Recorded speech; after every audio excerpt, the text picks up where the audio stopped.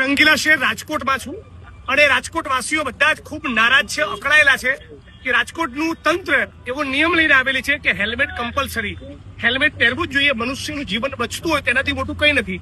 પણ જે સરકાર હેલ્મેટનો કાયદો લાવી રહી છે એને ખરેખર રાજકોટવાસીઓના, ગુજરાતની જનતાના જીવન વચ્ચેમાં રસ છે.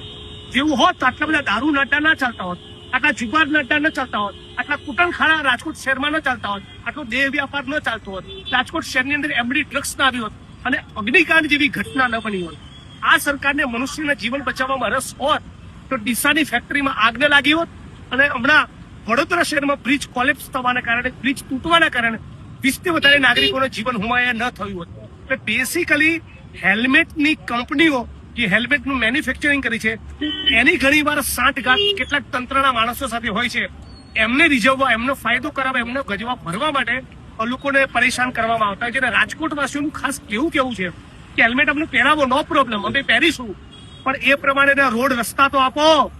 ચારેકોર રાજકોટ શહેરમાં ભૂવા, ચારેકોર ખાડા, ભ્રષ્ટાચારના કારણે, ભારતીય જનતા પાર્ટીના ભ્રષ્ટાચારના પાપના કારણે આખું રાજકોટ શહેર બરબાદ થઈ ગયું. રાજકોટ જેતપુર હાઈવેની પરિસ્થિતિ કંગાળ છે, બિસ્માર છે. એટલે જેમ લોકોએ કહ્યું કે રોડ નહીં તો ટોલ નહીં, એમ રાજકોટવાસીઓનું આ મુદ્દે પણ કેવું છે કે રોડ નહીં, ખાડા ભૂવા નહીં પુરાય તો લોકોની હેલ્મેટ પહેરવાની તૈયારી નથી.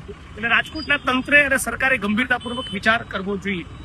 બીજી એક બહુ મહત્વની વસ્તુ ખાસ કહેવા માંગુ છું કે આપણા હર્ષ સંઘવીભાઈ ગૃહમંત્રીએ હમણાં રાજકોટ શહેરમાં અગાઉથી મેચ ફિક્સિંગ વાળો અગાઉથી અરજદારોને કહી રાખ્યું કે આવા સવાલ પૂછવાના, એવો કન્વીનિયન્ટ સગવડો ધર્મ જેને કહેવાય એવો એક લોક દરબાર રાખ્યો.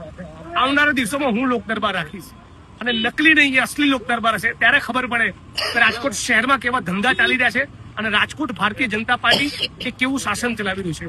આવનારા દિવસોમાં હું ફરી રાજકોટ આવીશ અને હર્ષ સંઘવી જે નકલી લોક દરબાર કર્યો એની સામે અસલી જનસુનવાઈ, અસલી લોક દરબાર થશે અને સાચા અર્થમાં ત્યાં રાજકોટવાસીઓ, રાજકોટ જિલ્લાના લોકોનું પણ સ્વાગત છે. પોતાના પ્રાણ પ્રશ્નો એ લોક દરબારમાં ઉજાગર કરી શકશે.